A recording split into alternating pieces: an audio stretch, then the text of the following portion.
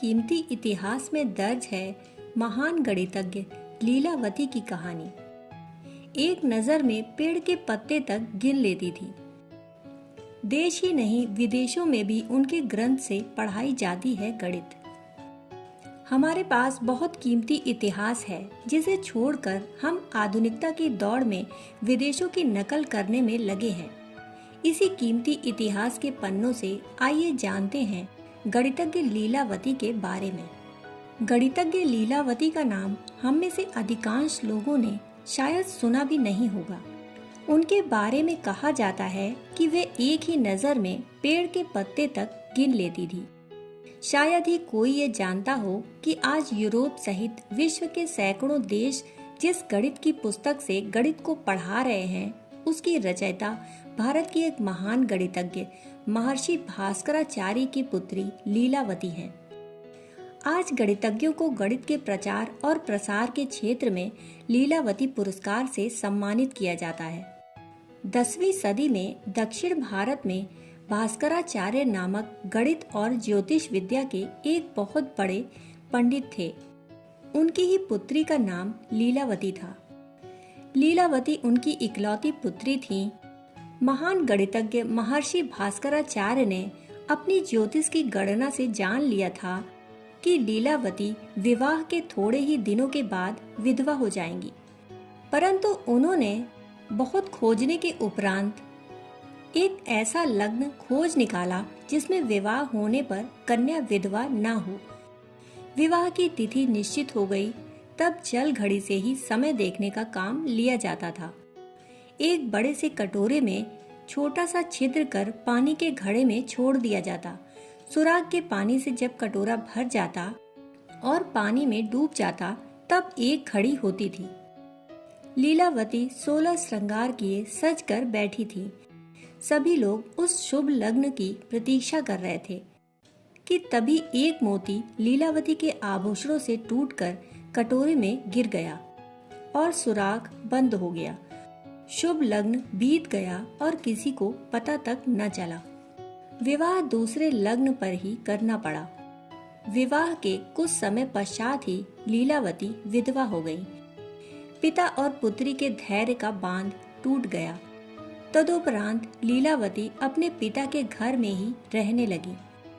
पुत्री का वैधव्य दुख दूर करने के लिए भास्कराचार्य ने उन्हें गणित पढ़ाना आरंभ किया। उन्होंने भी गणित के अध्ययन में ही शेष जीवन की उपयोगिता समझी। थोड़े ही दिनों में गणित विषय में लीलावती पूर्ण पंडिता हो गई। पाटी गणित, बीज गणित और ज्योतिष विषय का एक ग्रंथ सिद्धांत शिरोमणि भास्कराचार्य ने बनाया है। इसमें गणित का अधिकांश भाग लीलावती की रचना है। पाटी गणित के अंश का नाम ही भास्कराचार्य ने अपनी कन्या को अमर कर देने के लिए लीलावती रखा है। वे बच्ची को प्यार से हिरन जैसे नैनों वाली प्यारी बिटिया लीलावती कहकर संबोधित करते। भास्कराचार्य ने अपनी बेटी लीलावती को गणित सिखाने के लिए गणित के ऐसे सूत्र निकाले जो कि काव्य में होते थे। वे सूत्र कंठस्थ करने होते।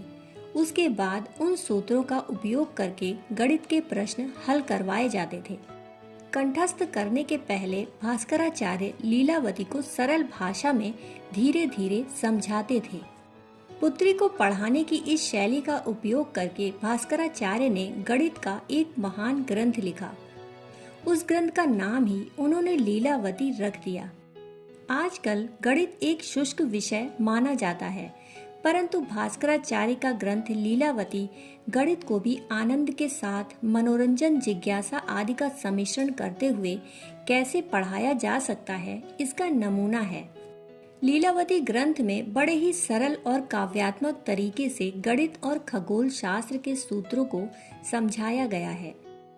अकबर के दरबार के विद्वान फैजी ने सन 1587 में लीलावती का फारसी भाषा में अनुवाद किया। अंग्रेजी में लीलावती का पहला अनुवाद जे वेलर ने सन 1716 में किया। कुछ समय पहले तक भी भारत में कई शिक्षक गणित को दोहों में पढ़ाते थे। इस तरह गणित अपने पिता से सीखने के बाद लीलावती भी एक महान गणितज्ञ एवं खगोल शास्त्री के रूप में जानी गई। मनुष्य के मरणोपरांत उसकी कीर्ति ही रह जाती है। इसलिए आज गणितज्ञों को लीलावती पुरस्कार से सम्मानित किया जाता है। लीलावती ने गणित के आश्चर्यजनक और नवीनतर तथा नवीनतम सिद्धांत स्थिर कर विश्व मात्र का उपकार किया है।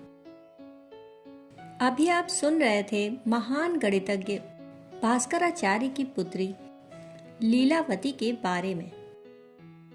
फिर मिलते हैं ऐसी ही कहानियों के साथ। तब तक के लिए धन्यवाद।